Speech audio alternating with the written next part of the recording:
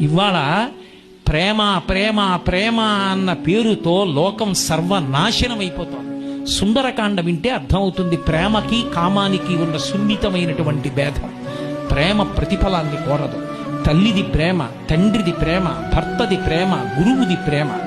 అంతేకాని ఎవరో తల్లిదండ్రులకి ఒక అందమైన ఆడపిల్ల పుట్టింది, కాలేజీకి పంపించి చదివించుకుంటున్నారు. వాళ్ళకి ఎన్ని ఆశలుంటాయి.